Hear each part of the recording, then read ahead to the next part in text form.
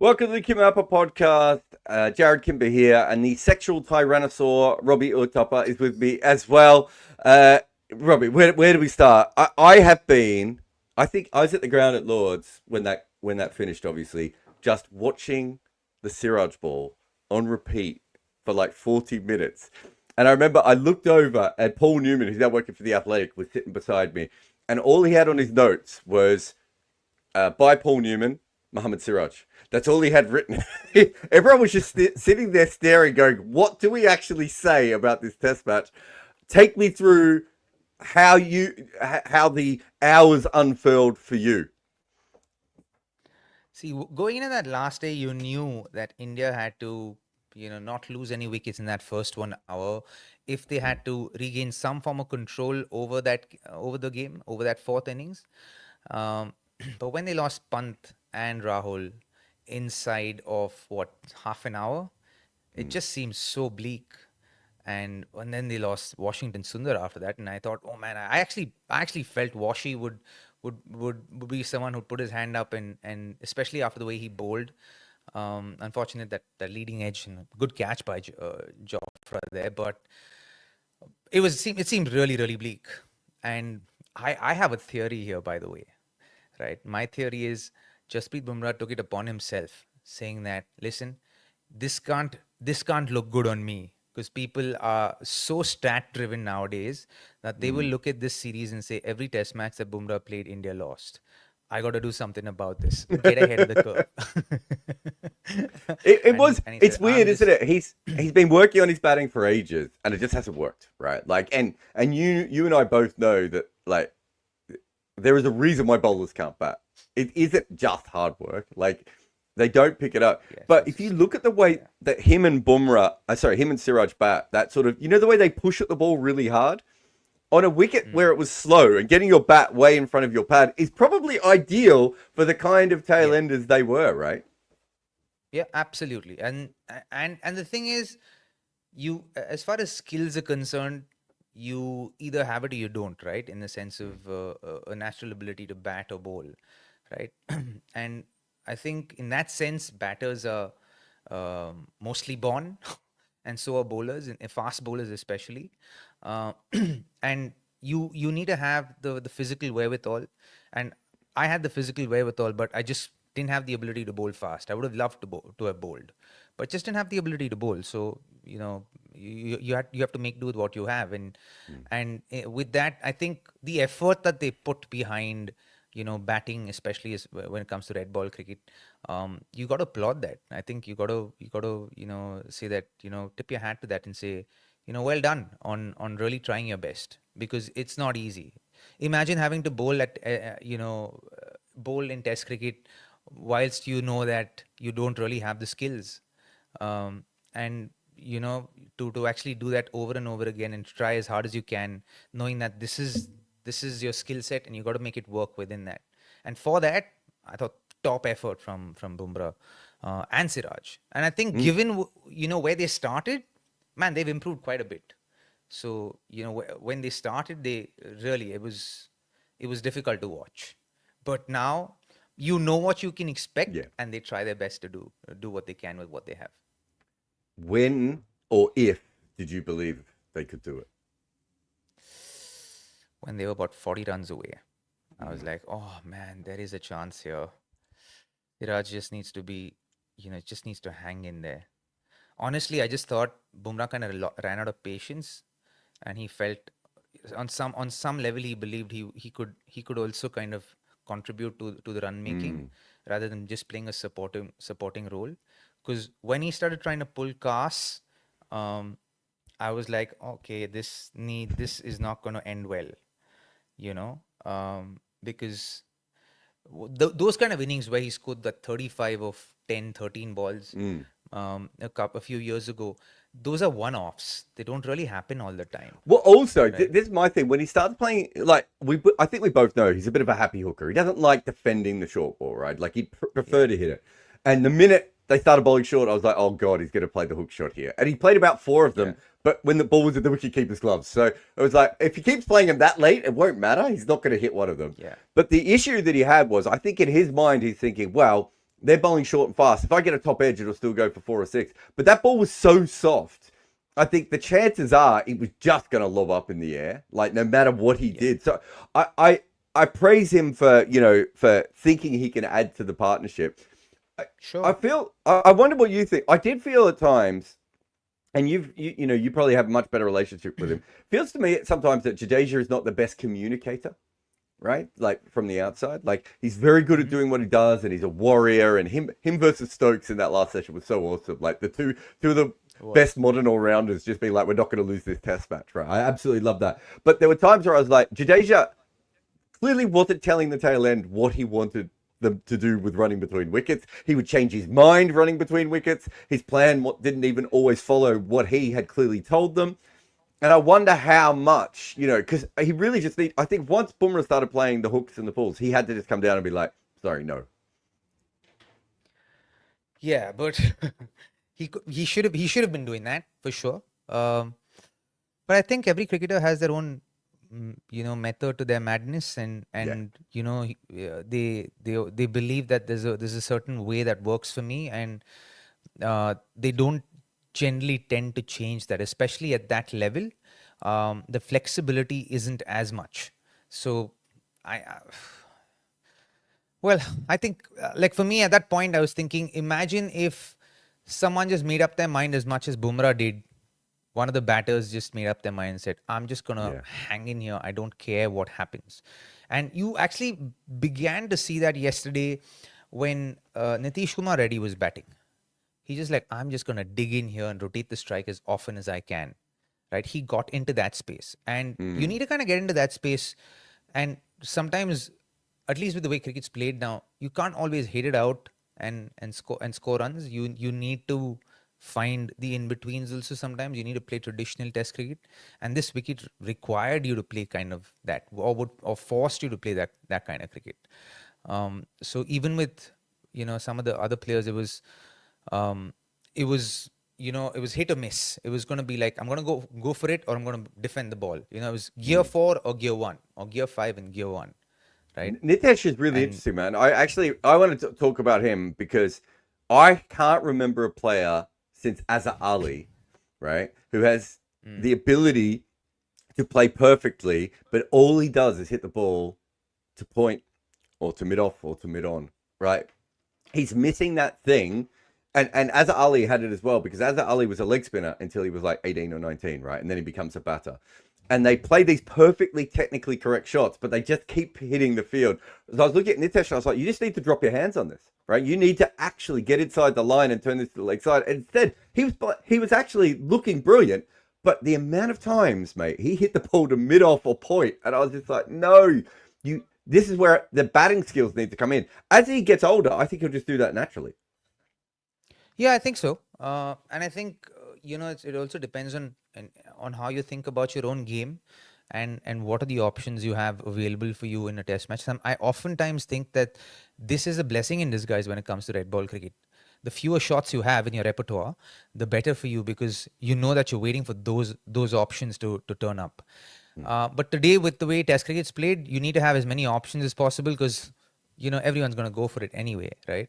And so I think he'll need to figure out where his singles come from.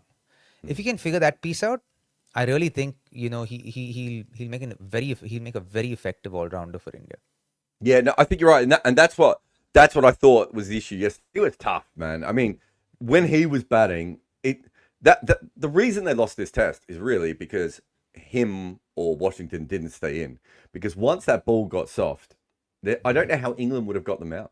Right, and that's the thing, right? You had to get through that first 1 hour, and if these batters were batting there, say Rishabh and Rahul were batting there, right? Both were fairly good deliveries, but I think just the mindset was, more on the back foot, right? But imagine they actually stepped into that place saying, I'm just going to become a wall here, not going to let one ball go through, like that Cheteshwar or Rahul Dravid kind of mindset, and like, just defend well, rotate the strike and defend well.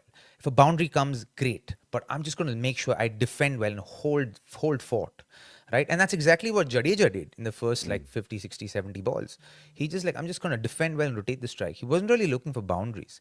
I don't think Rahul was in that sense looking for boundaries. He was going to be as solid as he possibly could be. I just think the mindset was a little on the back foot. They were feeling the pressure for sure yesterday.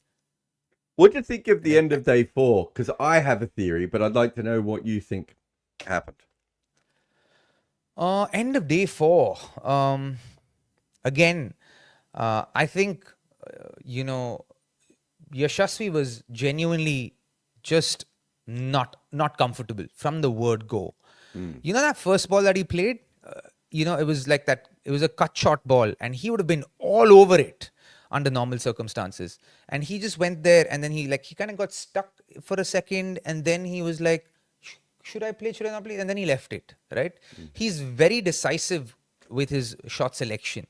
And that for me was like, that doesn't look like a decent start. Like in a sense, in Yashasvi's perception, from that perspective. And then you could see through the over that he was confused, so to speak, not clear, or maybe not confused, but just not clear as to how he wants to approach it. Because it's only 190 runs. And I think he was half and half. Like, I don't think he was fully committed to one side, which is why he kind of played that shot. It almost seemed like an afterthought, that shot. And the second wicket was Karun Nair. Again, Karun Nair, I think, was a perfect symptom of what... Just stop over there, because I just want to talk about Jaiswal. Last test match, I wrote a piece saying that England are bowling short and wide to Jaiswal, right? And he always goes out short and wide. And I think he now realizes the same thing.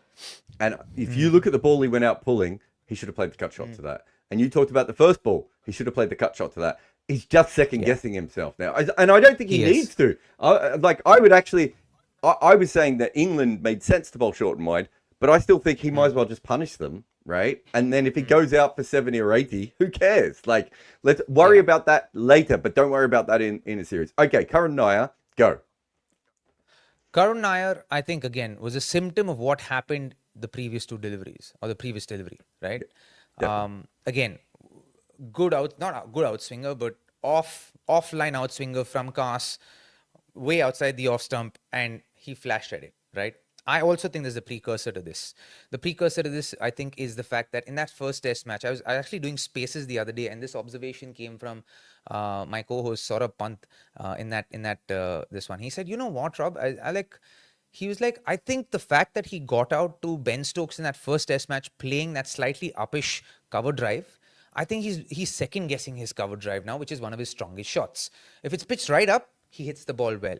If it's slightly back of that, like that full length, it seems like he's a little suspect there because he's second guessing himself. Now, you ideally want to have the memory of a goldfish at that point in time and say, you know what, that was a stunner of a catch. It's not going to happen every day. Yeah. Every other day of the week, probably gone past the fielder and gone for 4. And I would have not even thought about it after that. But right now, it's in his head. And I feel like he decided after the one he chased Carse, he decided in his head that, okay, I'm going to leave the balls outside the off stump. If I see the release slightly being more towards outside the off stump, I'm just going to, shoulder arms. And practically released it the same way. And he bowled slightly more middle of the crease, right? So it felt like, okay, it's coming from outside the off stump. So he was like, okay, I'm going to leave, outswinger. And he left it at the point of delivery. I don't think he watched it coming and then made that decision as the ball came to him. I think that's what caused the end of Karun Nair's innings. And till that point, that dude was batting solid, man. He was batting great. Solid. He is batting so well. I think what happened was that they were losing the ball from Carse when he was bowling full. So if you look at that cover drive that you're talking about, which happens the ball before or 2 balls before, whatever it was, that's a really long half volley, right? And it's quite wide. And we'll look at where Karun Nair is. He's nowhere near it. And at the last minute, he looks up and he goes, oh, it's a wide half volley. I'll try and hit that. And then he misses it, right? The next ball, I think you are right. I think he got in his head, if it's going to be wide, I'm going to leave it. But I actually don't think he picks the ball up. And I don't think Shubman Gill picked the ball up. And I don't think Akashdeep was picking the ball up. I think there was a bit of a thing late at night from Carse's end where India weren't picking the super full balls up because Shub McGill missed two full tosses. The only full toss he hits is the knee-high one, which is much a different kind of full toss. So I just think that something happened, and what actually probably looking, and this is not KL Rahul's fault at all, but probably what needs to happen is KL Rahul, who's been batting for a while, probably just needed to get to that end, right? And just face Carse for a little while. But there's no way they would have thought that. But you go back and have a look at Gill.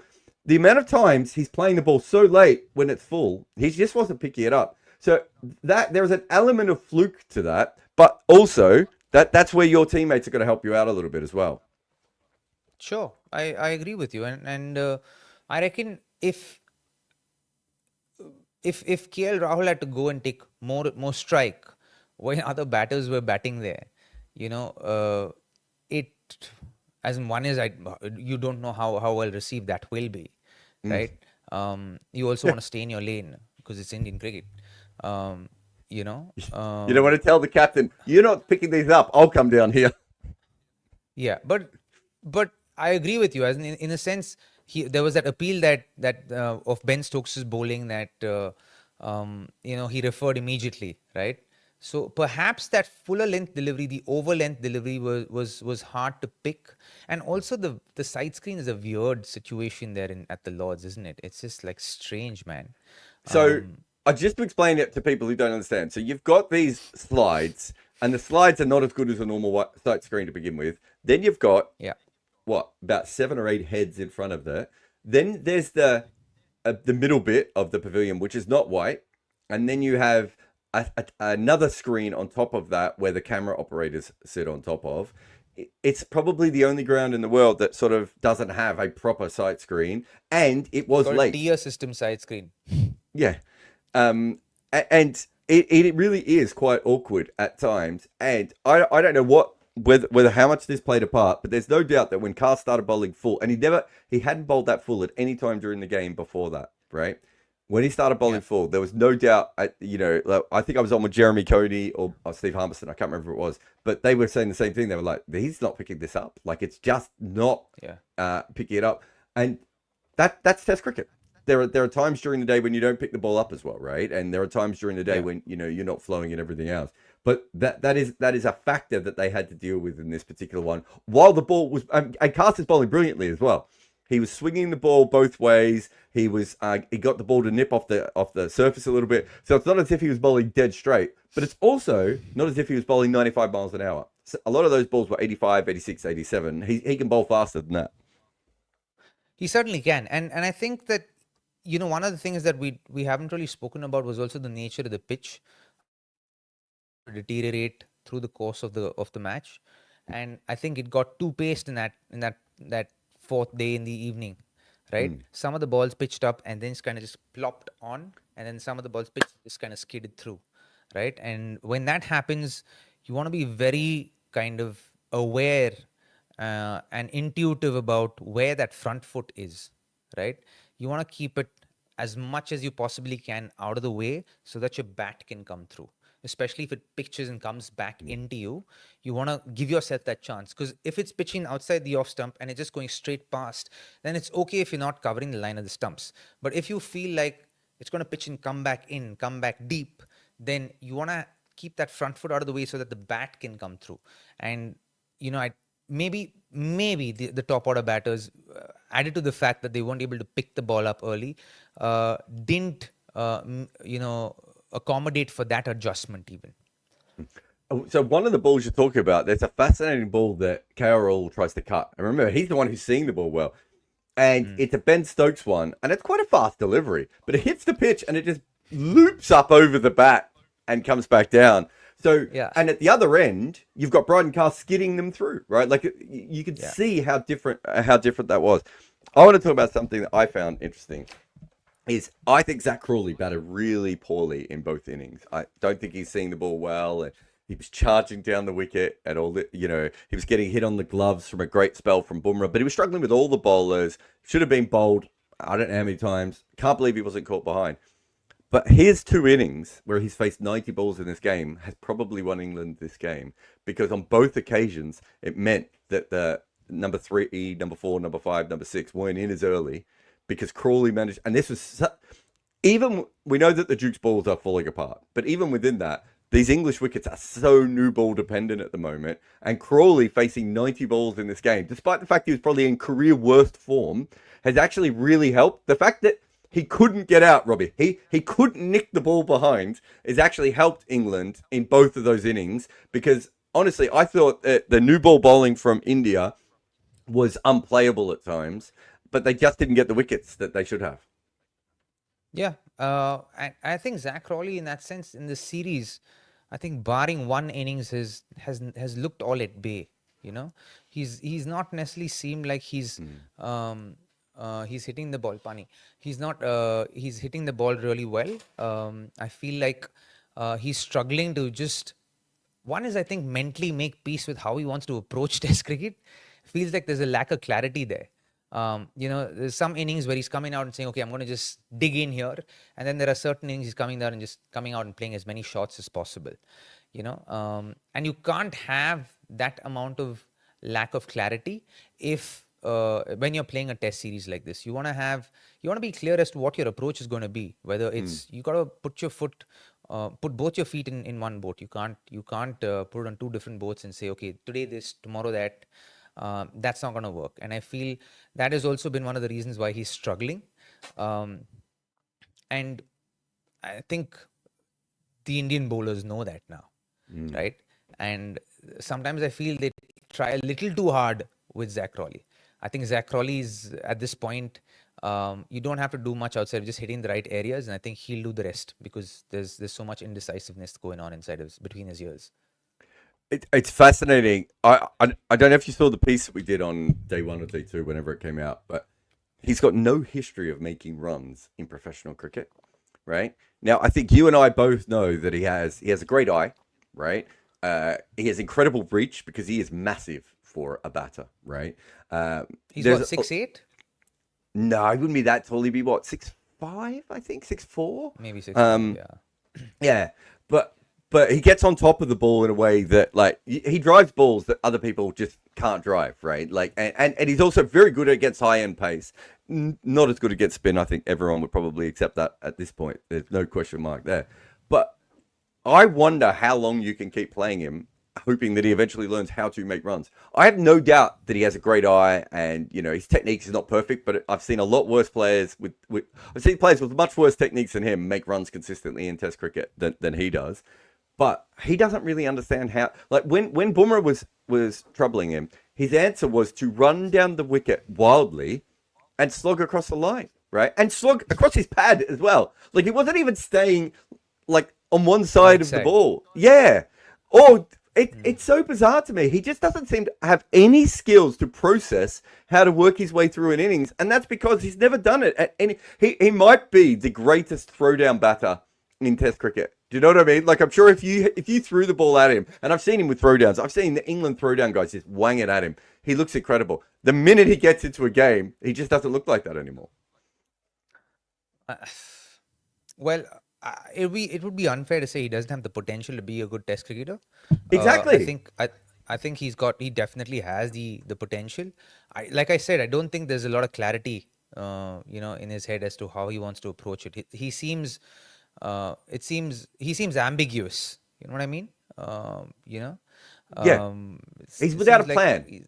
He's without a plan. I think he's trying to kind of zone in on a plan, but it's not like settled in there and saying, okay, this is how I want to play. And I don't know how much longer they can continue to persist with him, because England have done that in the past, right? There have been some really good batters who've come through the ranks, and they've tried to persist with these people for as long as possible. For me, Jennings is one of them. I think Jennings had, they persisted with him for a bit, and then he was good to start off with, but then as time wore on, there were inadequacies in his batting technique that weren't addressed, and they were being exploited. And after a point, it just didn't seem like he was able to score runs, and then they let him go. And they did that to the scorer batters, right, over a period of time. And I think one of the reasons, and we've spoken about this, one of the reasons the balls have gotten softer, the wickets have become flatter in England, is because they're seeking and they're searching batters who will hold fort for them, who will be their batting mainstay, like Joe Root has been, or a Ben Stokes has been for them. They're looking for their Alistair Cooks. They're looking for their Ian Bells, their Kevin Petersons right now, right? And you don't have that caliber at this point in time here. So I No. think they could persist with him, but They're going to persist with him. He's definitely playing You in the think so? Ashes, right? Because the whole plan of Zak Crawley was to get him to the Ashes. The problem is, by the time they get him to the Ashes, what's going to be left of Zak Crawley, right? Because I think in cricket, we think about dropping in the wrong way, right? We're like, oh no, I've lost my spot. And it's like, now sometimes you need to not be in the team because you need to be working on something. You need to not be in the team so you can, develop in other ways. I don't see what the point of dragging him through bad form over a long period of time is, hoping that because he plays high-end pace well, he's going to get to Australia and score. We know he can make runs against the Australian team. The funny thing about him is he is actually better against high-end pace than he is against pretty much any other kind of bowling. And that's why they're so obsessed with him, right? But Robbie, he's still going to face Nitesh Reddy. He's still going to face Bo Webster in Australia, right? Mitchell Marsh tormented him. Mitchell Marsh, right? Like, Yeah. Not everyone is going to bowl 95 miles an hour at you, right? Not everyone bowls at 90 miles an hour, swinging the ball back. Some people just bowl normally. I think it's fascinating. Anyway, Jadeja with the chase. What were your thoughts there? Do you think? I think he went about it the way that he goes about things, which is he came up with a method and he was going to follow it all the way through. He probably did need to change the tempo a little bit at times just to upset England, I think, as much as anything else. But he didn't have the cushion to do that, Jarrod. Where did he have the cushion to do that? Yeah, because he's the last recognized batter there. So you're batting with bowlers, and how can you take a chance? Like if he's batting with, say, batters, then you would have seen an ebb and flow of innings, and you would have seen him at certain points taking the attack on. Those could have been planned out with batters. Say, for example, he was batting with KL Rahul, and Rahul and him stitched up a partnership. After a point, he would have said, KL, just hold fort. One or two bowlers I'm going to target, right? And when they do come on, I'm going to try and play some shots and get some boundaries so we inch closer. Because we saw, even with 8 wickets down, even with 9 wickets down, when India were 50, 60, 70 runs away, England were feeling the heat, man. You could see in their demeanor, you could see in their body language, in their desperateness, in their body language, that they were feeling the heat. They were like, are these guys going to do it again? Are they going to pull a rabbit out of the hat here and stick it to us? And you sense that level of desperation even at the start of the innings, but from a very healthy place. They were like, okay, we need advantage, we need to get wickets here. We just need to keep pegging away and hit the right areas, and we get wickets. And we saw that. And we saw that from Ben Stokes. We saw that from Archer. You saw them hitting the right areas. You saw them trying to get wickets, and they got wickets. But at the back end, it was more, is this going to go away from us? We need to get a wicket now. It was like, okay, we need to close this thing out now. And at that point, when it's a very fine line. When you tip over, the energy shifts and the batters can feel it. Right? It's like a game of tennis or a game of paddle where you're playing a good set, you're up 4-1 or 4-2, and then there's one game where you're serving and you're up 4-2, you're serving, and then your serve gets broken, and you can feel the energy shift, right? Even though you're ahead, you feel the energy shift. It's a lot like that. Players can feel it, right? And that shift is, I think, what gave India that hope, the edge in the end. But England held their nerve. And you got to give it to Ben Stokes. I think Ben Stokes was just absolutely on point as a leader yesterday. He held his energies really well. He made great bowling changes. Jofra Archer also. How often do you see Jofra Archer showing aggression after getting a wicket? You barely ever, right? And that creates that sense of upliftment of energy within the group as well. I've got a story on Jofra Archer, actually.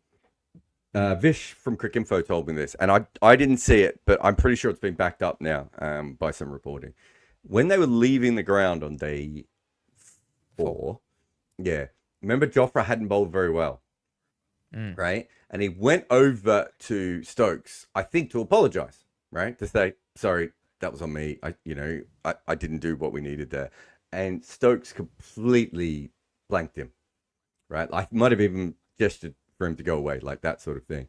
And the next day, I don't think since I've seen a young Jofra Archer, I don't think I've seen him sledge as much. I don't think I've seen him try as hard. I don't think I've seen him almost break himself. Now, there is a question of, remember my over and under on the 10 test matches from Jofra Archer? He couldn't actually get up off the ground to celebrate for a little while, Robbie. And that last over he bowled, my God, it looked like he was, he was in pain all the way through. But that's separate. But there's no doubt that England have said, if you're going to come back and you're going to play Test cricket, you're going to play our Test cricket, and you are literally going to push yourself as hard as possible. And perhaps also watching Ben Stokes bowl, what that ridiculous spell that he bowled was like, Jofra started to get, this is what they want.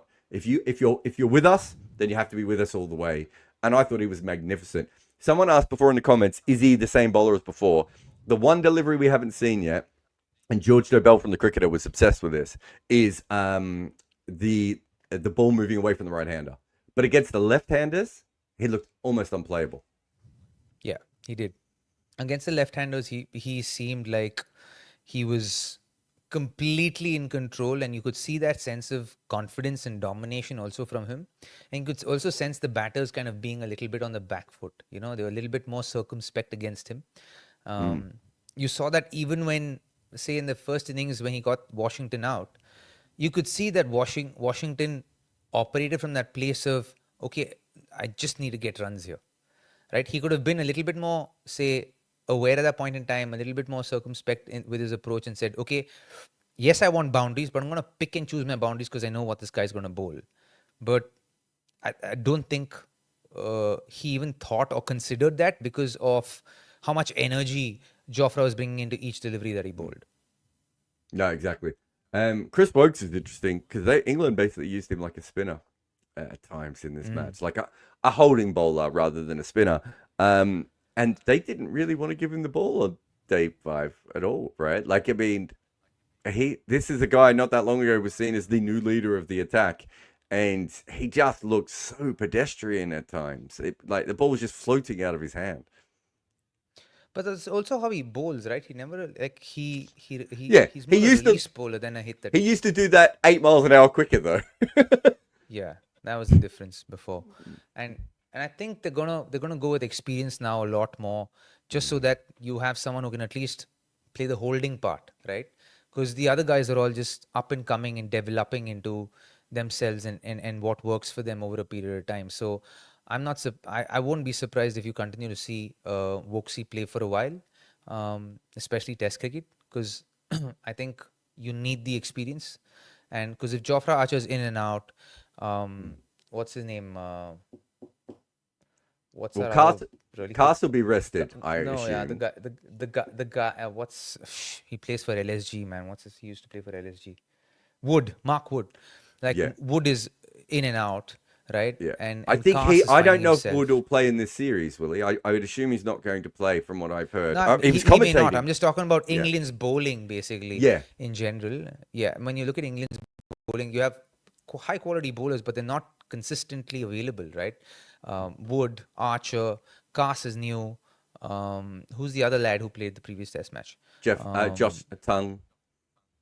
Josh Tongue, and then you have Atkinson as well, Gus Atkinson as well. You've got Atkinson, you've got Potts is the other one that I think. And these are all developing come fast in from bowlers. Wokes. Yeah, they're not as experienced. You're right.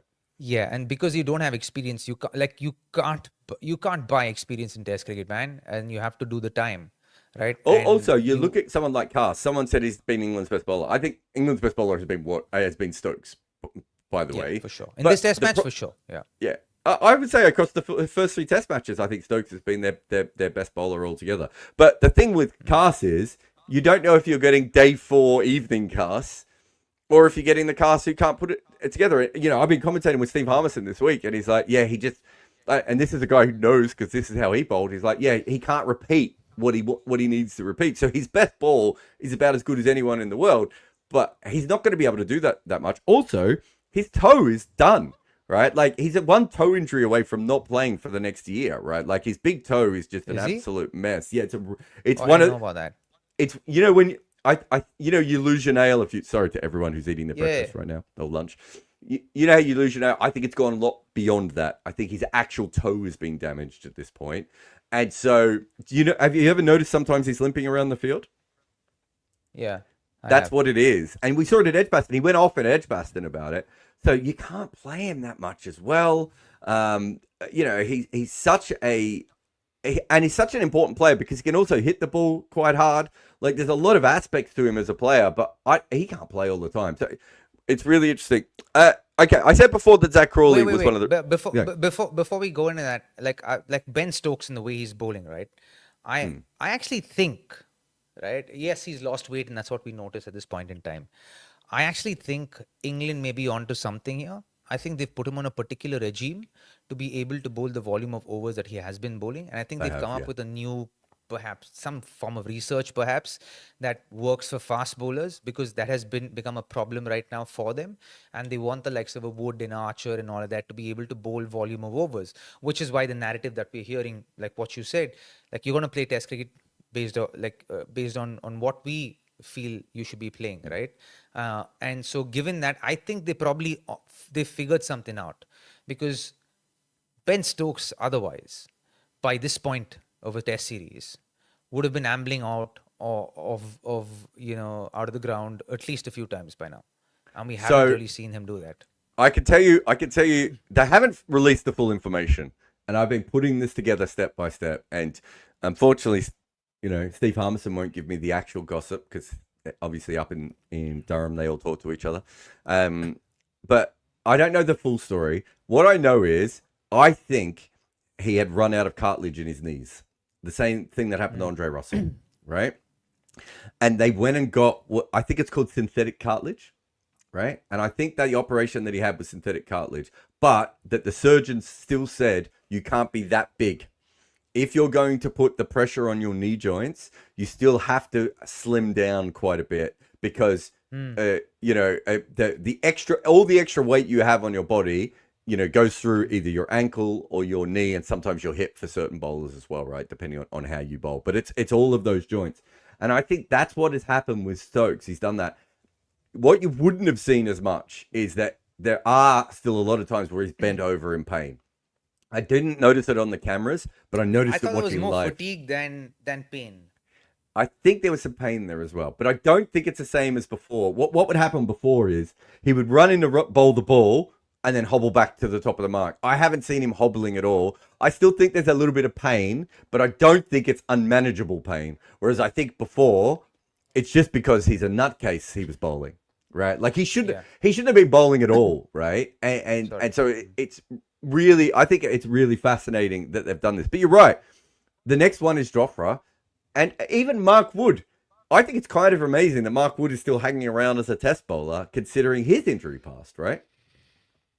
Yeah, absolutely. But what I'm actually saying is, I don't think it's just, how they're managing bowlers. I think they've probably found a new training regimen, if for lack of a better that's possible word, as well. Yeah, that actually exponentially improves the prowess of a fast bowler and the longevity of a fast bowler, because that has been the issue that England have been facing over the last couple of years. And the fact that they don't have Broad right now and they don't have Anderson right now, and the fact that Sam Curran's not anywhere close to Test cricket at this point in time here, and then you don't and all the other fast bowlers are predominantly young guys who are still finding their way, who also have injury concerns. I think they probably were doing some research on a new kind of training regimen for fast bowlers that gets the best out of them, and that'll also add to the longevity.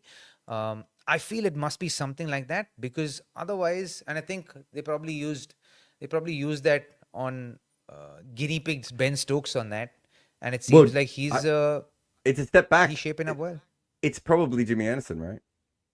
It's probably where they worked that out. And I know that Jimmy Anderson is a genetic freak as well, as most bowlers tend to be. But I think they did. I think you're right. I think there's something else going on that we might hear in the next little while. Yeah. Just want to bring this up from Doff, who says, Stokes absolutely loves a hobble for the cameras. Let me just explain why he does that, because I do the same thing and my teammates make fun of me as well.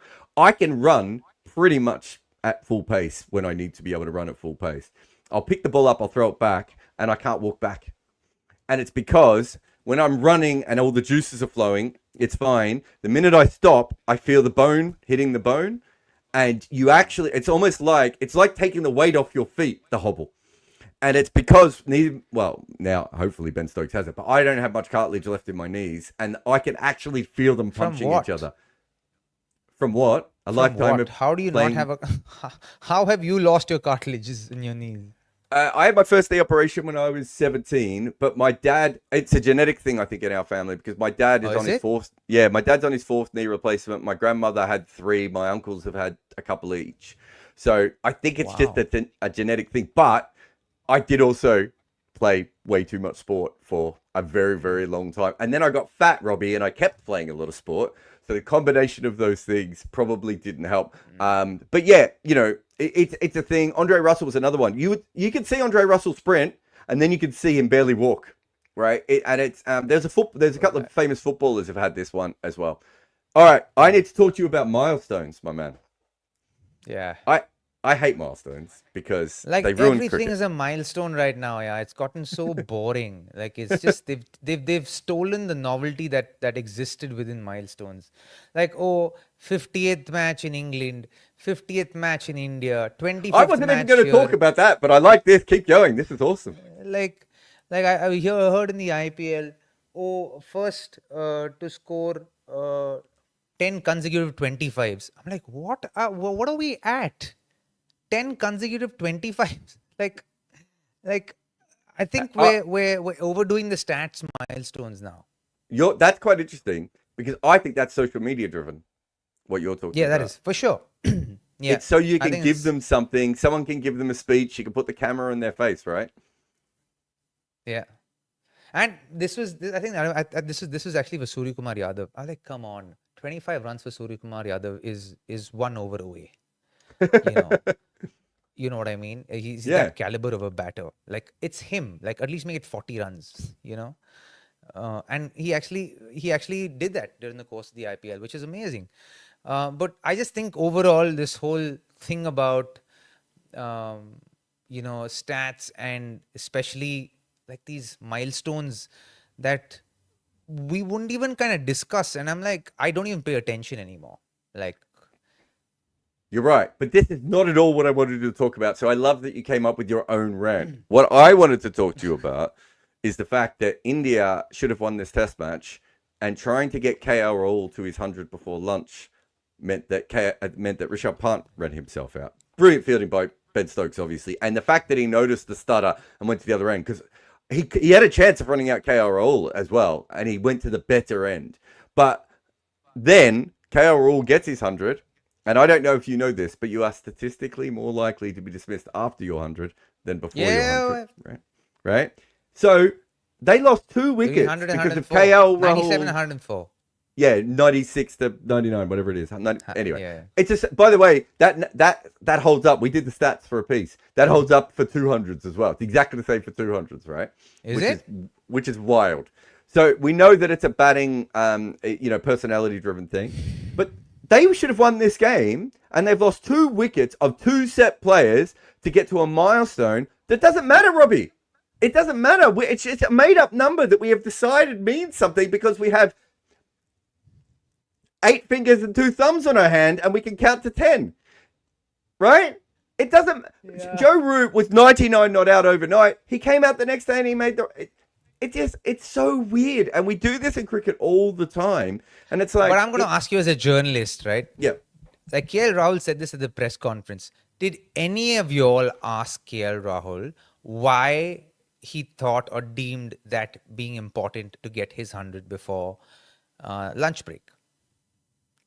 He did talk about it, didn't he? He said he wanted it. He wanted his name. No. He said. No, So I reckon there must have been a reason, no? Like he said what he said about the run out and the 100 and getting the 100 before lunch. But why was that a thought? Like, why was that deeply considered in that sense? Because I think there's a story behind that. I think if someone asked him why, you probably would have gotten to the bottom of this this whole thing that we're discussing right now, right, about milestones. I think that, again, this is just observation from having played cricket, and I'm just kind of adding two and two and hoping it's four, right? In that sense. So I reckon the thought process would have been, the communication between Pant and Rahul would have been, okay, you know what? I think we need to take the attack on. We both are set here. We both are doing well now. I think if I can get my 100 before lunch, then what we can do is we can take the attack to them immediately after, and then you can bat slower, or you can hold fort, Rishabh, while I'll take the attack on, and let's kind of get these guys out of the game completely. Right? That perhaps was the thought process, which is why perhaps Rishabh kind of seconded his opinion and said, okay, yeah, maybe we can do that. That's a good way to go. A little bit more pressure off me to get my 100 as well, because he was batting on 74. And then, so when he tried to score that boundary but didn't get a boundary and got only one run, and then Rishabh got back on strike, he was like, okay, let's try and get a single now so that he can get his 100. And then, we come in post lunch, and then he takes the attack on, and then we close the game on England there. If someone had asked why, we would have understood. Maybe this could have been the reason, or maybe this wouldn't have been the reason. But we would at least have heard something from KL Rahul. I'm actually annoyed how someone didn't ask the most obvious kind of follow-up question to that. Why? Why were you thinking about getting 100 before lunch? But here's my thing. Let's say you're right, and I think that's a fair way of looking at it. You're still playing for your 100, though. That's where the issue comes in, right? You don't have to play for your 100. 100 runs is one more run than 99. It is an artificial concept made up by cricket, right? Sure. And I get it, and I'm not blaming KL Rahul, because this is all of cricket's fault, right? Yeah. Too often we look at these things and we put them in the wrong way. And we go about it from this in this style, and it's like, realistically, they lost 2 wickets in a short period of time because of something that wasn't going to help Indian cricket, right? And your job is to try and help Indian cricket. And I've been covering cricket for years. Don't get me wrong. I've seen this happen dozens of times. It's very rare that you see 2 wickets because of 100. It's usually 1, right? But this was a more egregious one, just because they both go out. And it's like, guys, it just doesn't matter. There's the Michael Clarke one is really interesting to me. If you look at Michael Clarke, and I don't think we would have the graphics here, but if you look at Michael Clarke, he basically gets to 100, goes out, gets to 100, goes out for about 12 times, right? And then in his mind, he starts going, I'm only going to celebrate 150th. And from that point onwards, Michael Clarke becomes the batter that everyone wants him to be, right? Every batter in the world should be thinking the exact same way, because at 150, there is no psychological issue, right? The issues, as I just said, are at 100 and are at 200, right? And when it comes down to it, it's just not as important as we make it out to be. If cricket is going to be, I know it's an individual game within a team sport, so it's weirder than other things. But at a certain point, you have to just be like, my 100 doesn't matter here. What matters here is we get to lunch, and then we do what you said, which is attack after lunch, right? If that's our plan, fine. First ball after lunch, I'm going to get a loosener from someone. I'm going to try and take that down, get my 100, or say to Rishabh, you go for a second, let me get my 100, and then I'll go at the other end. We just think wrong in cricket, Robbie. We're all dumb. We're a very dumb sport. We're not a dumb sport. We're a complicated sport. It's a very complex sport. It is a complex sport. It genuinely is. But again, it's easy to sit where we are today and say it shouldn't be about milestones. But and I think that varies from country to country, especially within our sport, because I don't think it would matter in the long run for an English player or an Aussie player. These numbers wouldn't matter too much, right? But for an Indian player, it matters. 100 matters, right? I think they matter for all players, to be fair. But you're right. I think they certainly matter more within the Indian cricket culture than other places. Yes, you get what I'm saying, right? I'm glad you're on the same page. And I think with that, it means a lot more for Indian cricketers, because it means a lot more to the Indian media and the critics alike. right. And so hundreds and milestones are a big thing, which is why we're seeing micro milestones being celebrated nowadays. You've played 50 test matches, let's celebrate that. You've played 75 test matches, let's celebrate that. Everything is a celebration today, right? It's not what it was in the past, where your 100 is celebrated, your 200 is celebrated, your 200th game is celebrated. Today you're celebrating 100 T20I matches, 100 IPL matches. I'm like, what the heck's going on? 150th IPL game is being celebrated. I'm like, come on, this is a league. Like, yes, it's the biggest league in the world, and it's great that you played 150 games, but you don't have to have micro milestone celebrations, right? But in India, those things matter. I think that's what I'm trying to allude to, the fact that these things actually matter in India, because the churning of players is so much, and you're constantly scrutinized. They're looking for a reason to cut you. No, right? exactly. And I understand that. And I also understand that not enough people actually made a point of this when it happened, right? And so Siddharth here says, all this would make sense if the entire cricket fraternity would stop focusing on these milestones. That's what I'm saying, Siddharth, right? That we have got ourselves into a situation in cricket. But you won't have the commentators or the broadcasters bring this point to attention, right? They won't talk about it. They don't want it. They want the big moment. They want the 100. Yeah, they individually want it for their own narrative, but it's also the narrative of the broadcasters. That's what I mean. The main broadcaster also is like, we want this. We want more things to talk about, more things to throw out there into social media, right? So these things will always be a par for the course in that sense. Yeah, it's never going away, right? No, it's not. And it's also really importantly that I will keep moaning about it for the rest of my life as well. Yeah. Both of those things what we're talking about is pretty utopian, right? This is something we can hope for. It's not going to happen. Exactly. But I'm just pointing out that it was a big moment in this game that the two players who could have taken. So the thing with England is that I think how India are playing them is really smart. They're basically counter-attacking, right? They're waiting for England to punch themselves out, and then okay, you punch yourself out. Now, even Bumrah can face you for a while here. There's an element of the way that India is playing is very, very smart. But you have to kill England because they don't stop, right? They will keep throwing haymakers at you until they win, right? Jamie Smith still playing, hitting sixes when they should be going for a draw, right? They will continue to play that way as far as they physically can. And so you have to kill them off. You can't then have a situation where you lose 2 wickets looking for something that is not part of the match situation, right? Even if you said that, I understand your point as well. All right, should we talk about Italy?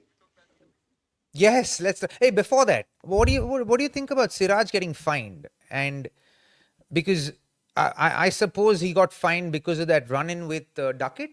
With Duckett, yeah. Yeah, but Duckett is the one who kind of walked into him. Yeah, but it is. So I remember looking this up. Did Duckett get pulled up as well? I don't know if Duckett has, but what I do know is that the bowlers generally get fined for that, because the idea is once the batter is out, it is your job as a bowler to get out of their space. And what Siraj got fined for? Yeah, I think that's fair. If you've got them out and you walk straight, no one doesn't believe he wasn't that Siraj walking straight into them. He wasn't walking straight into them. No one doesn't believe that Siraj wasn't trying to get as close as possible to Duckett and to annoy him, which is what Rabada kept getting done for, right? So Rabada, this is my understanding, because Rabada and South Africa were really upset about this because it kept happening. And the ICC, from my understanding, was very clear. Don't go near the batter. You don't need to be near the batter. We've told you over and over again. Umpires have told Rabada the same thing over and over again. There is no reason, once you have dismissed that batter, to go up within them. And I think that Mitchell Starc was told the same thing, and he stopped doing it. Do you remember?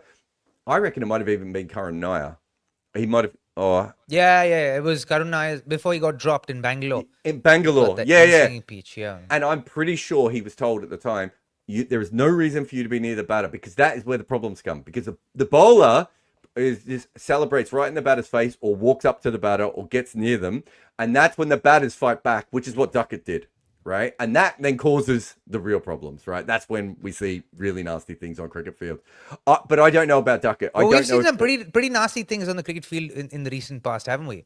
Like, wasn't this I think the Test match in Bangladesh where a West Indian bowler or or Zimbabwean bowler pulled the helmet of a Bangladeshi batsman? No, that was an A game, wasn't it? Was that an A game? It Yeah, was nuts, bro. Like, what's happening Yeah. in cricket nowadays? And if Did you see that? Yeah, it was crazy. But I've heard that in club cricket, this is becoming a real issue as well. Like all around the world, you're having players actually, get involved with all that sort of stuff. So I think Siraj probably should have been talked to. I don't know what his history is. Like you'd have to go through his history to see whether he deserved this or not, right? Maybe did he get fined for the Travis Head one? No. He didn't. So it's because possible. he celebrated from a distance, and Travis Head told him to fuck off, and he's like, "You fuck off," and then he's No. I was trying to remember. That's what happened. But there might be a situation where it's been an accumulation of things with Siraj, because let's be honest, Siraj does like to get in people's faces and talk to them and everything else. But I don't know. I'll be honest. I don't. The whole points thing and everything. We'll get Sid Monger on one day. Sid loves points. Yeah, we should. He loves all that. Sid's a great guy. Well, I have to tell you about another. No, you're a guy. So I got to tell you the story that I just saw on social media the other day. It was again a club game. I think not semi-professional, maybe not professional cricket, maybe corporate cricket even. And we got to throw in some of those videos here if we can one someday. I've talked to the cricket district guys. They're supposed to be sending us some of these clips so we can show them. Yeah, and so basically he bowls the ball. The bowler bowls the ball. He hits it back. It's a slightly big batter, right? And then he catches, goes straight back in his hand. He throws the ball back, and it misses his pad and clips the stumps, right? And the batter's well inside the crease. And then the batter looks at him, turns around, and plays a square cut onto the off stump, hits the off stump out of the ground, plays another straight drive onto the middle stump, like middle stump's gone flying. But that's what's happening in cricket nowadays, yeah. It's happening quite a bit. I think we have to be careful with it. It's weird. Like when you and I grew up, that would have been like very shocking, and now it's a lot more common. The umpires would have kicked you out of the ground. Yeah. The umpire said, "Leave. You're out. Please get out. You will not disrespect the game like this." No, it's crazy. No, let's try and stop that from happening. Italy. Stop trying to not talk about Italy, man. How cool is this? Yeah. So this is really cool. I've been following them for a little while, partly because of a guy, and I don't think you would know who he is. A guy called Joe Scuderi. Do you know Joe Scuderi? No, I know the other guy. The other Aussie went there because of his brother. Joe Burns, is it? Joe Burns went over there as well. So Joe Scuderi was like, I don't even know how, he was like a cult hero in 90s Australian cricket. Like he had this big long mullet, and he bowled a lot like Alfonso Thomas, like really accurate Yorkers, and then he could slog a little bit at the end. He was never going to play for Australia because he wasn't fast enough, and there was no real role for him. But those of us who watched domestic cricket in the 90s just absolutely loved this dude, and because he was Italian, I think he could play in county cricket as well. And I don't know how much he played for Lancashire, but I know he's around Lancashire and certainly played a lot of Lancashire League cricket and stuff like that. And he's Italian, and because of that, I follow Joe Scuderi on Twitter, and he became the coach. I think he played for Italy for a long time. Then he became the coach and everything. There, I thought you were gonna say he's still playing cricket. I was like, dude, who is this guy? No, I reckon he did play till really late. Like for Italy, I think he was still playing like when he was really old, dude. I do think he's one of those associate cricketers where it's like, I'm going to play forever, and I think he gave it a good go. I think he's also a drummer in like a band as well. Like this is a cricketer that you all want to know about, and he because of that, I was following Italy, and then I commentate with Jay Dernbach, right? And one day Jay came into me and he's like, Italy have asked me to go and play, right? And you can imagine me, my ears are like, wait, what? And it turns out that they worked out because Italy has this incredibly different kind of not visas, wrong way, of citizenship system, right? So Italy believes that kind of anyone with Italian heritage should be able to claim that they are Italian, right? And so you have, Robbie, they first of all have no people there. Poor thing. they're selling citizenships there for Yeah, what, yeah, exactly. $50,000 Because or so something many like that. Italians live in other countries, right? Italians just go. I don't know why anyone would leave Italy, but people seem to leave Yeah. Italy quite a lot. And you're right. So Australia has a huge community, and South Africa has a big Italian community, and America, obviously, I mean, has made about Huge. 1,000 movies about their community, right? And so someone worked out in Italy cricket that they could just go and find all these cricketers from around the world and bring them back. And on top of that, I don't know if you know this, but Italy has always had cricket. It's a really weird combination because when football went to most countries around the world, cricket didn't kind of stick with it. But with Italy, it kind of stuck around a little bit, right? So AC Milan is the famous one, right? That was started as a cricket club, right? But there's others as well. No way.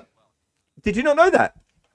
No, I didn't. Yeah, yeah. So there were all these cricket clubs in Italy who went on to become football clubs afterwards. And, sometimes they got rid of the cricket entirely.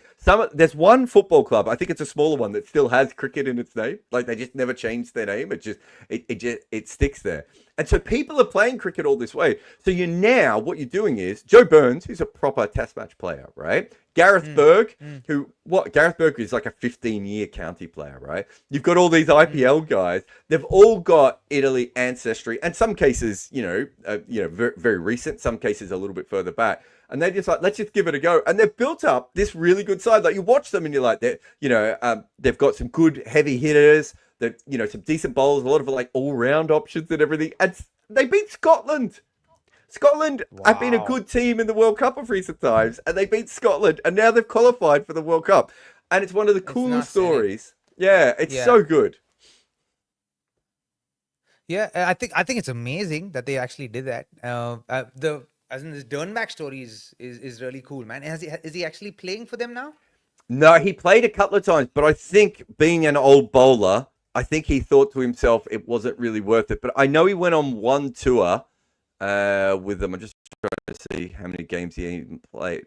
I think he might have gone over as a coach in the end and helped them out. That's what I thought. I don't know if he played for them.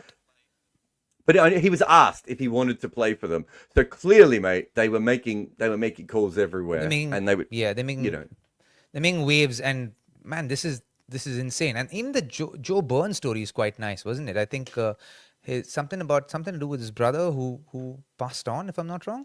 Oh, okay. I know a little bit about that. I mean, so there's a lot of Phil Hughes' mother was Italian.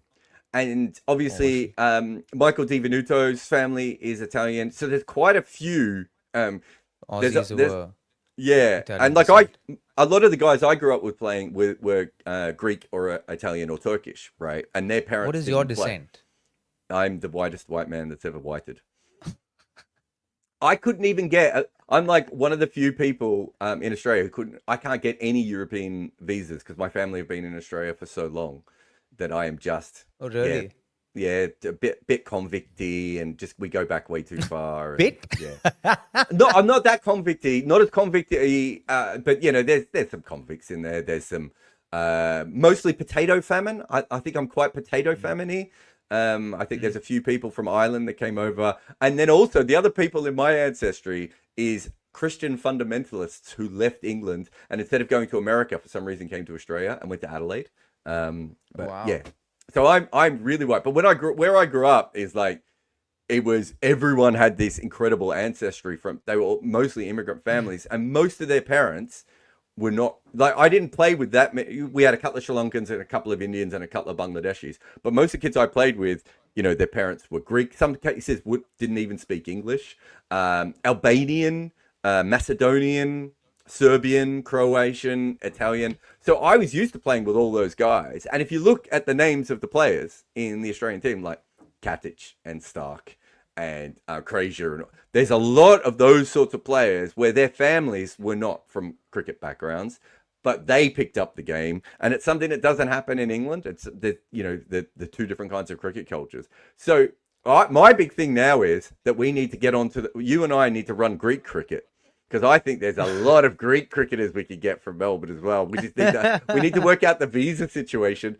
But I think a lot of cricket fans. I think Greece also plays I think Greece also pays people to get citizenships there. They like, come and live in our country, and we'll pay you what, $20,000 a month or something like that. If I'm not Why wrong. can't we be Greece's greatest cricket podcast? I think also a lot of cricket fans get upset with associate teams when they have a look at associate teams and they go, "Oh, it's just a bunch of Australians and South Africans and all this sort of stuff." And it's like, go back and have a look at the first Test teams of Australia and South Africa, and just count how many of those people were actually English, and then you get a bit of an idea of this is unfortunately or fortunately how cricket has always grown. Like, do you know this? Do you know who India wanted to be their first Test captain? Do you know that story? I'm sure some Englishman. Not just some Englishman.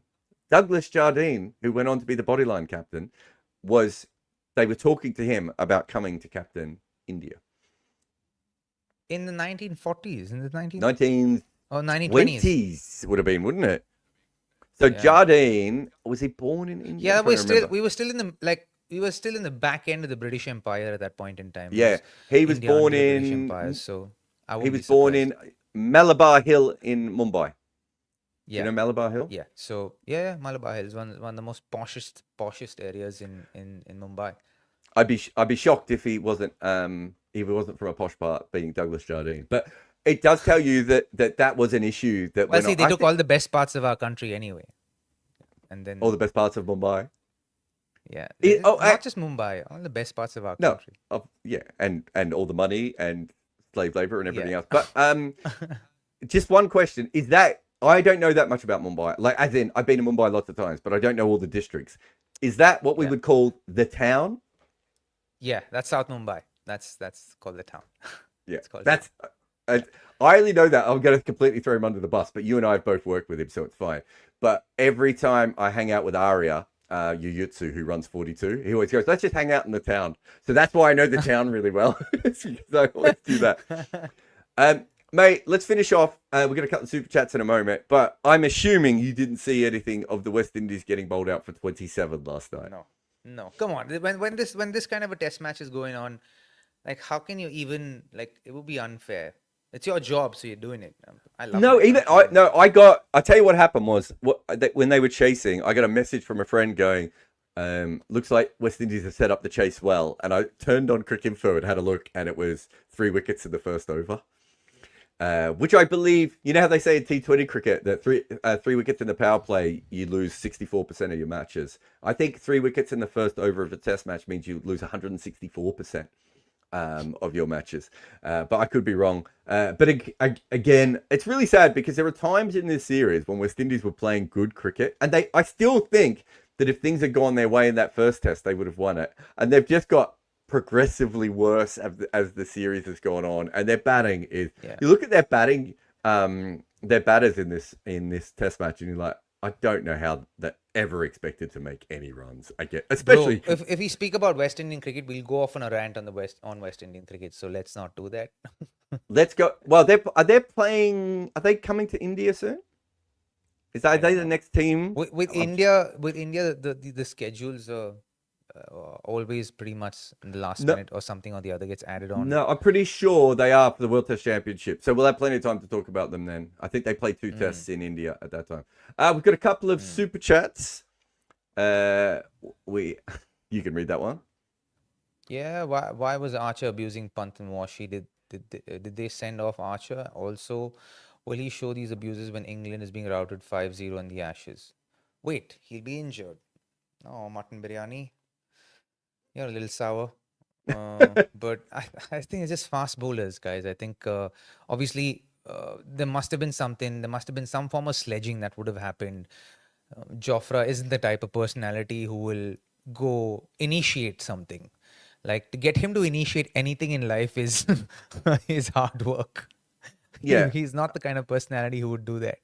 I actually find it, I don't know how you felt, but I was pleased that we were seeing him at full throttle the whole time. I'm not a big fan of send-offs. Like, I didn't like the send-offs, just because the problem with the send-offs for me, it's not that I have any problem with batters and bowlers abusing each other when the game is going on, but it's the power imbalance of, like, there's nothing a batter can do at that point. They've already been dismissed. Just, you've won. Yeah. Just go past them. That's the only reason I don't like send-offs. But yeah. Agreed. AI platform says, fan go. clubs. You When can read Smith it. sledged in the BGT 25 Anderson in 2024, now Gill instantly got out. Manjureko was vocal on Gill must decide either be VK with anger, with either be VK by with anger does better intention most times, or you should read this man. I'm not I sure I dare can you. read this one either. I did throw you under a I bus a dare bit you. with this one. Yeah. You pushed me in front of a train. I did a little bit here. I think what they're saying is that Gill has been gotten out when he's been sledged, maybe, and that's a bit of an issue. Oh, I better understand stress and anger and MS when he's calm. Gill's just learning. I don't think we have to worry Ritesh, about. thank you Yeah. for deciphering that for us.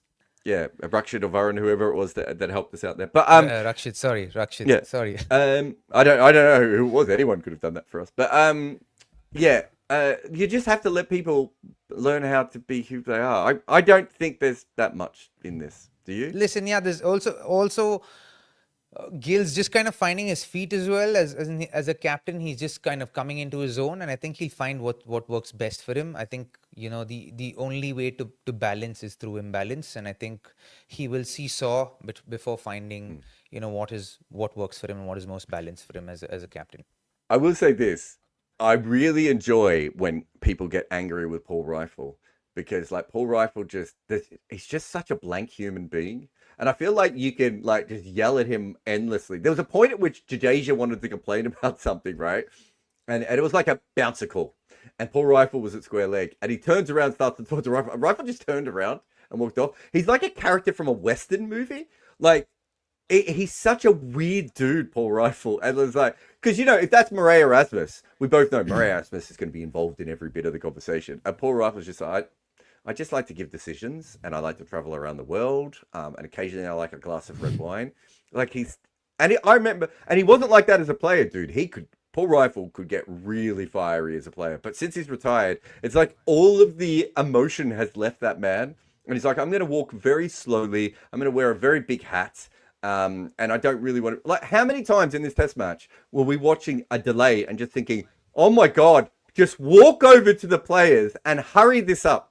Why does it have to be so long? And Paul Rifle's just sitting there going, oh, I wonder where I'm going to play golf next week. It's like, he's random. Anyway.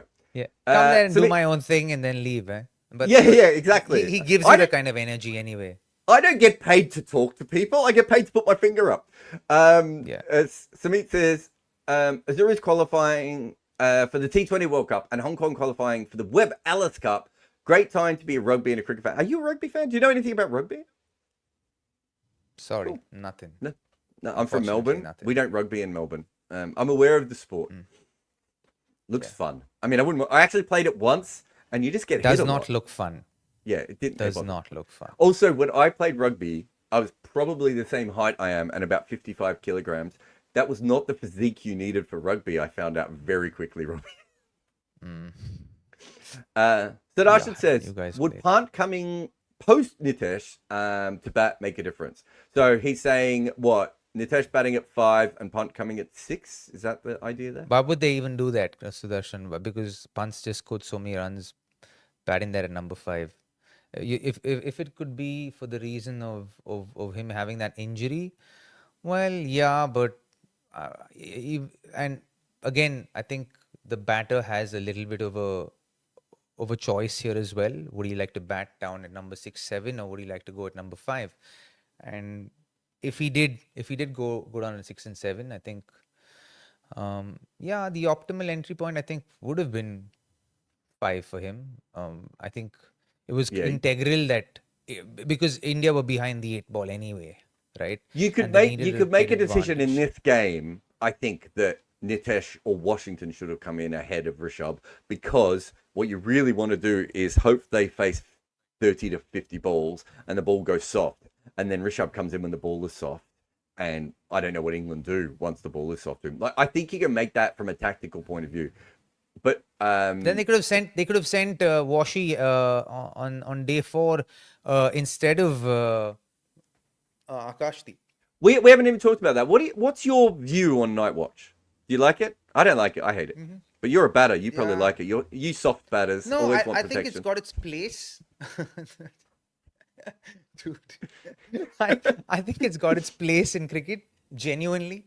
Especially in test matches like this, right? As in, you've just lost your best batter of the series, and you don't have advantage in the game at this point in time, but you don't want to lose any more advantage as well, right? Because the pressure is palpable. You can feel it. Everyone's feeling it. India's feeling it. The non-strikers who's batting there feels it as well.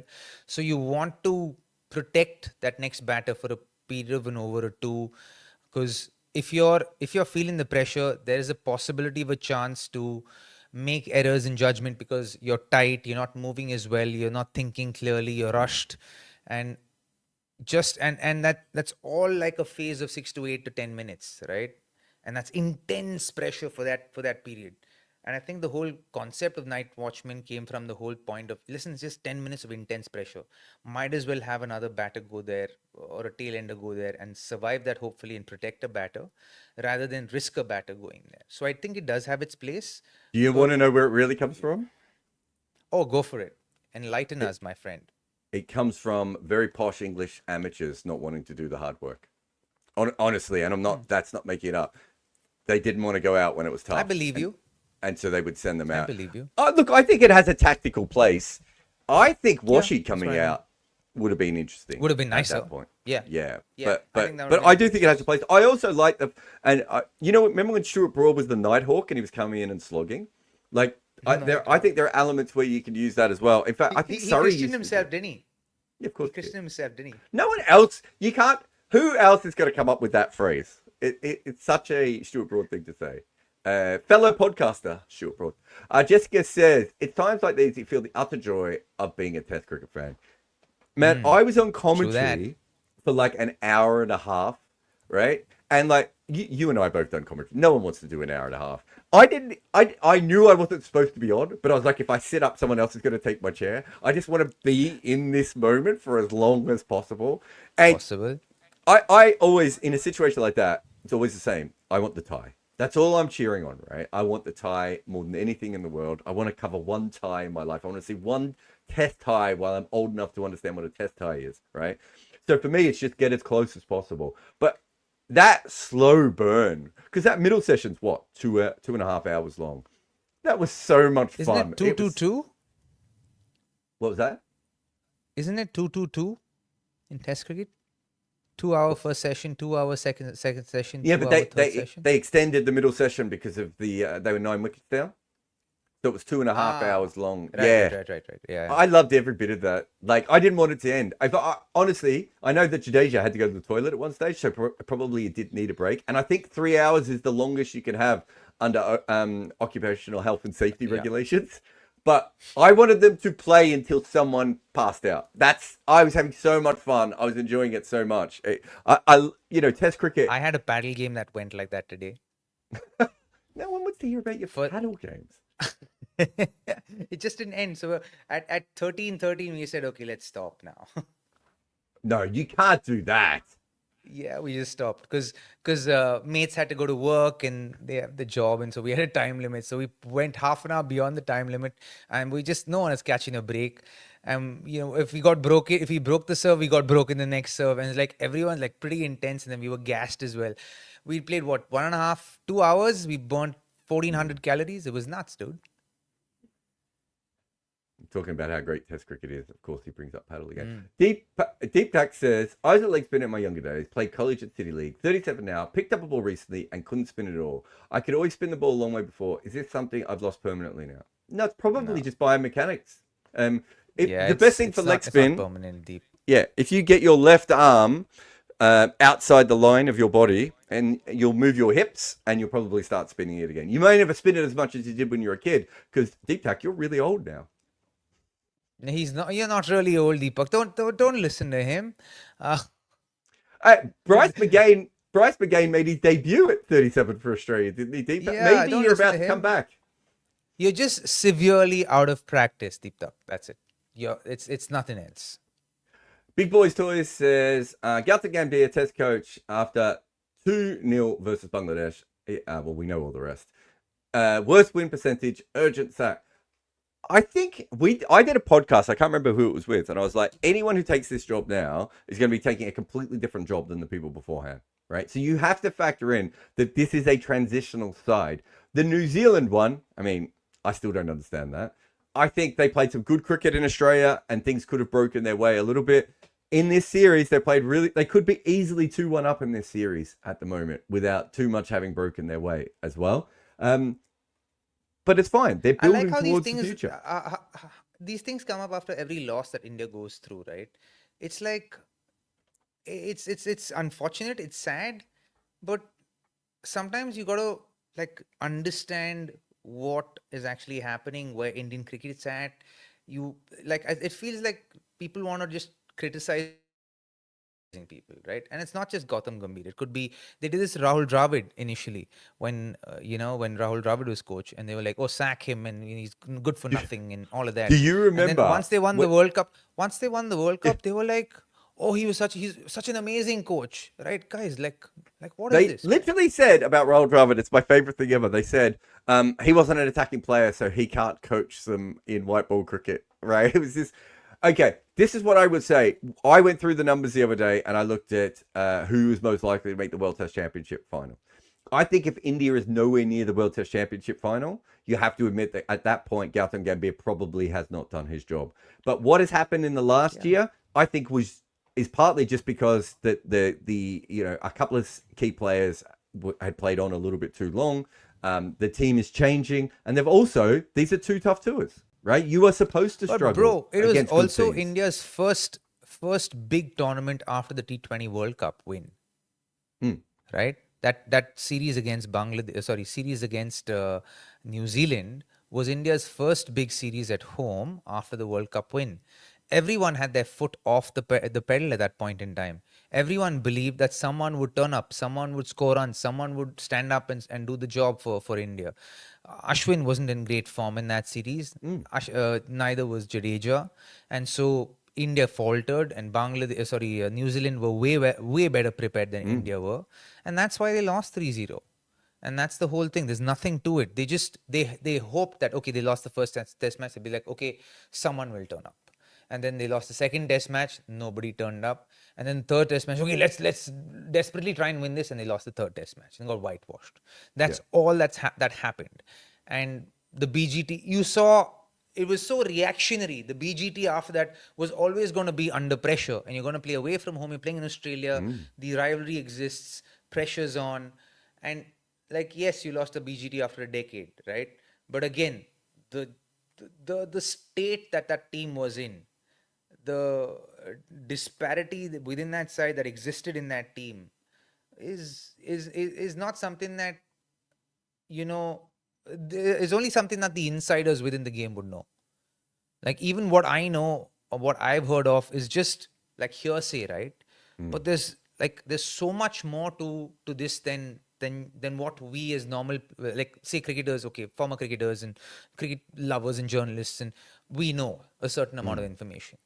But the person just watching cricket and being a fan, they don't even have that information. So it's very easy to be critical about these things, but it runs really deep, These still waters run genuinely very, very deep, and there's so much that happens underneath there. Samit says, can you also explain why do we fetishize batters playing their natural game? Shouldn't talented cricketers play the situation? I saw AB dead bat 230 balls followed by a runner ball 170 against Australia. Sure. So most players can only play one or two ways. In AB de Villiers, you could make an argument 10 ways. Yeah, you could probably argue that he is the most naturally talented batter outside of Bradman. So Vivian Richards.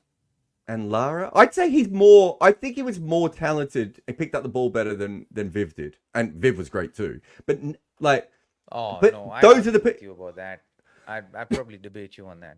Well, we can have a whole episode on that. So you could throw Sobers in, right, as well. But the point being is, most people are not AB de Villiers, Sammy. Most people are Dean Elgar, right? Why does no one ever say, why didn't Dean Elgar play more shots? Because he didn't fucking have any. Right? And most attacking players have a major technical flaw within their game. And they're trying to stop you getting to that technical four by being attacking. That's why they play the way that they do. Ben Duckett knows that if he was to play normally, he would eventually just edge into Normal the cordon test cricket. every single time. So he's like, I'm just going to slash it so you can't keep the cordon in. Yeah, that's exactly it. Well done. Great answer. Vibbo says, Robbie as a player, is it better or worse mentally to have an 8-day gap after a loss? With NKR, WS taking wickets, and what should India's bowling attack be? I don't think there'll be too much of a change. If there could be a change, to be very honest, it could be Karun Nair. That's the thing that I wouldn't change it if I were if I had a say, because I think he's batting exceptionally well. I just think a big score is evading him, or he's evading a big score by second guessing himself. But I think after a loss, you don't want to have too much of a gap. You want to have enough time to get a physical break, because you don't want that emotional, like that emotional low kind of pass. You want that to hurt a little bit when you go into that test match, so that it means like you go in there and mean business. So 8 days is quite a bit for me after a loss. Yeah, and just to add to that, I think because they absolutely rinsed England's bowlers in this test match, they would rather play back-to-back here. So that's the big disadvantage that India's going to have tactically, is they did everything right to tire the bowlers, and this is the biggest break in the series, right? I will say this, though, having covered 10 straight days of cricket, I'm happy to have the 8-day break. So I'm sure there's a few players out there who are like, wouldn't mind a break as well. Next big thing says, if you don't sack the coach at 15% win percentage, when do you? Please don't compare Dravid Shastri in Test cricket win percentage. You're talking about, this is the thing, next big thing, and this is what we were trying to explain before. They came into sides that were already fully functional, where small changes had to be made. I don't want fully settled. Yeah, fully settled. This is a completely different situation. As I said before, I've been on the record from the start. I don't think Gautam Gambhir should have got this job. I think this job should have gone to someone who had head coach experience before, because I knew that there was a lot of extra coaching that was going to be needed once they pivoted to the younger side, right? But that isn't why he's losing. They're losing, as Robbie said, the New Zealand series was an exceptional one, and we can all be upset at that, but it was random and funny, and and all those sorts of things. If we take that to the side, this is a side that was the series that showed us that this team was broken and that needed to be fixed. They are now trying to refix it on the fly. They've played really good cricket in Australia and really good cricket in England so far, right? I haven't been sitting there going, they're playing poor cricket. I haven't been sitting there as someone who doesn't like Gautam Gambhir as a coach going, they are playing badly coached cricket. I don't agree with all of his decisions. I wish that they would sometimes go in with more specialist bowlers, and I've been on the record with that. But they don't have a 15% win percentage because Gautam Gambhir is coach. They have a 15% win percentage because the team was breaking up and it's now rebuilding on the fly. That is what sport is, right? You don't always get the great situation, and you have to understand that. No, and that's what life is. Now imagine next big thing, if you were given leadership of a team that same team previously had stalwarts, very well settled, performing really well, and then suddenly you were given the same team but sans all those stalwarts and sans all those main players who are performing really well, and then you've got potentially great players, but you're still forming the whole structure of this team. And then you've not done well for the first 6 months because there was infighting, or there was a lot of other things that were happening within the group. And then you're rebuilding a side. People left, and then now you're rebuilding a side, and suddenly you're being judged only in that period, right? It's not fair to you, right? It's the same situation here, right? You got to allow time. Like after this, say this year and a half, and if India don't make the final of this new test championship, or don't look like making it, like in a year's time, if they're not looking like it, in a year's time, if they don't look like making it, me and Robbie are going to be like, well, he's had his time, right? He's had his time. Yeah, it's done. But anyone who took this job should have known that this was a likelihood of happening. Even if you take out the New Zealand bit, you should have said, maybe we don't have the side that we used to have to go to Australia, and going to England and playing a very confident random England side is always going to be a bit of a coin flip. The truth is, I think they've played better cricket than England in this series so far, but they are 2-1 down. So would you be saying this same thing if they were 2-1 up at the moment, right? And that's what Robbie was saying. After every loss, you go, oh, look at the win percentage. You have to look at all the pieces on the board. If you only fire coaches or hire coaches because of good win records and bad win records, you'll always make a mistake. It is much more interesting than that. AI says, Gill, Punt, KL have played 8 or more ICC semi-final and finals combined. Hardly ever deliver. Always in the shadow of Virat, mainly, or Rohit, Pandya, even Iyer. All right, cool. Well, you got that off your chest. We'll be back next week for more KimAppa. Wait, oh my God, there's another one. Oh my God, where did all these super chats come in from? My God. All right. Keshav says, Crickbell shared a stat that India since December 2013 have lost 17 tests and won 2 while chasing 150 or more. Is that down to fourth innings pressure or rank turner zone? Yeah, I did look into this once. If you look at Asian pitchers, I mean, sometimes in Sri Lanka you get a very good fourth innings pitch, and it's happened in Pakistan as well. But generally, Asian pitchers do crumble and are tougher in fourth innings than anywhere else. So there is a big part of that, Keshav. But I wouldn't worry about that all that much. Sunmeat says predictions for the next 2 tests. 2 ties. The England will be desperate for that for sure. I thought Not beforehand. desperate. England, I'm wrong. England would be happy with that. Not desperate. I think England should still win the series 3-2, but I'm hoping that India win the next one. And I was talking to, I think Bumble, who's from Old Trafford, was saying to me that he thinks that India's got a really, really good chance of that one.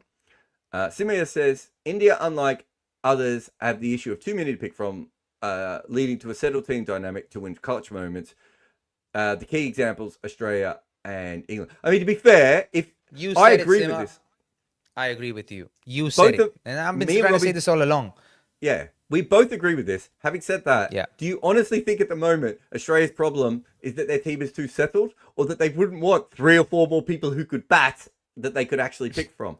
So you're right in general. This is the New Zealand thing of you basically know with New Zealand what the team is going to be, and everyone can compare around that. That is not the case of all other of all other teams in the world, and it's a problem of riches. I'd still rather have that. I think India's in a better situation going forward than New Zealand.